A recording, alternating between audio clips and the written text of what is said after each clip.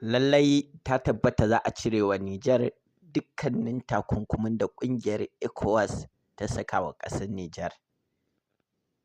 da kuma sauran ƙasashe mambobin ƙungiyar ECOWAS irin su Benin, Togo da sauransu dai da suka saka wa Nijar takunkumi, to ta tabbata za a cire mata su. Domin kamar yadda kuke gani, wannan shi ne tsohon shugaban ƙasar Najeriya General Yakubu Gowon. Kuma a lokacin mulkin General Yakubu Gowon aka yi yaƙin basasar Biafra. Yakubu Gowon masoyin ƙasar Nijar ne fiye da dukkanin tunanin mai tunani, domin Yakubu Gowon babban abokin marigayi Baba Tanja Muhammadu ne. Yakubu Gowon da shi da Baba Tanja Muhammadu da sauran abokanansu su ne suka kafa ƙungiyar ECOWAS.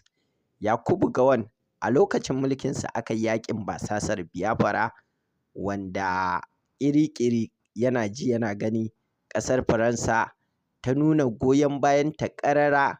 ga 'yan awaren Biafra, wanda ƙasar Faransa ma ita ce ta rinƙa tallafa musu da makamai da kayan yaƙi da sauransa.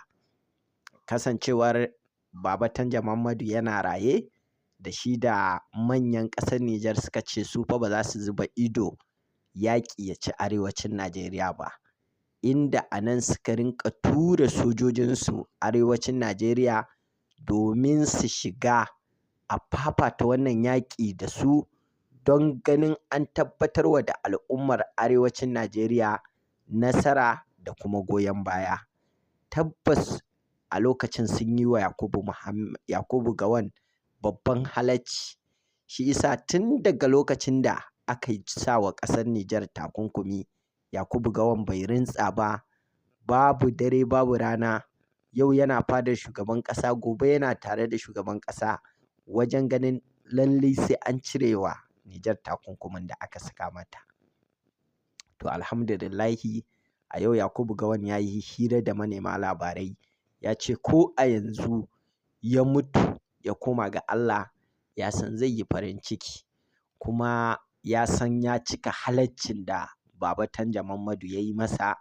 domin irin wannan ranar yake jira ta zo shi ma ya rama halaccin da 'yan Nijar suka yi a lokacin mulkinsa. Yanzu haka dai yana hira da manema labarai, inda ya tabbatar musu da cewar ya gana da shugaban ƙasa, kuma sun tattauna muhimman abubuwa da damammaki a ciki. Amma babban abin da ya yi masa daɗi shi ne yadda shugaba Bola Ahmad Tinubu ya yadda ya amince cewar zai umarci ƙungiyar ECOWAS da ta cire dukkanin takunkuman da ta saka wa Nijar. Ya ce shi yacce yake jinsa, yake ƙaunar Nijar, ji yake yi kamar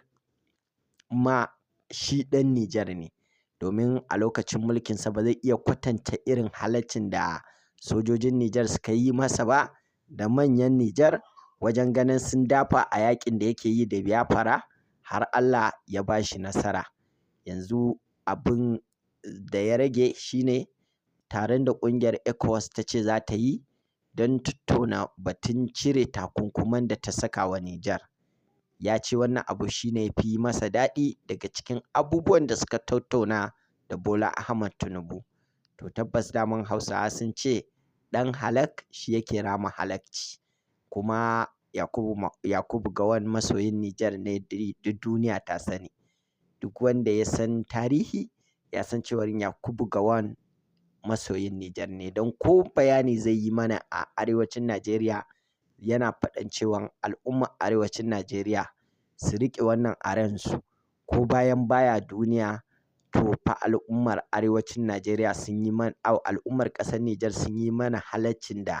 har yau ba mu biya su ba, kuma in Allah ya yarda in yana raye sai ya san wace hanya ya bi wajen ganin an biya al'ummar Nijar wannan halacci da suka yi mana. To yanzu alhamdulillahi burinsa ya cika, ya tattauna da Bola Ahmad Tinubu, har ma ya alƙawarwanta masa insha Allahu nan ba da daɗewa ba za a cire dukkanin wani takunkumi da aka sa wa Nijar.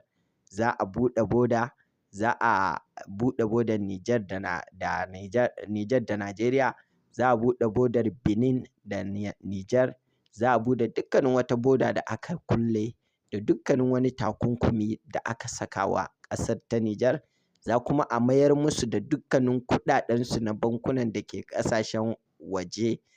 da aka riƙe musu, za kuma a samo hanyoyin da za a bi na diflomasiya domin ganin an dawo da dimokuraɗiyya a Nijar ba tare da an zubar da jini ko wasu rigingimu ba. Kuma insha Allahu yana duba yiwuwar hanyar da zai bi domin ganin ya je ya tattauna da General Abdurrahman Chani da kwamitinsa na CNSP. Su ma dai suna da tabbacin cewa sun san waye Yakubu Gowon, sun san kuma alaƙar shi da Nijar.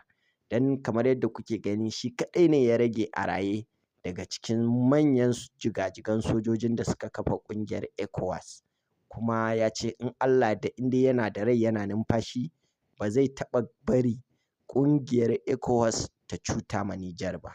Kuma tun lokacin da aka yi wannan juyin mulki bai rintsa ba,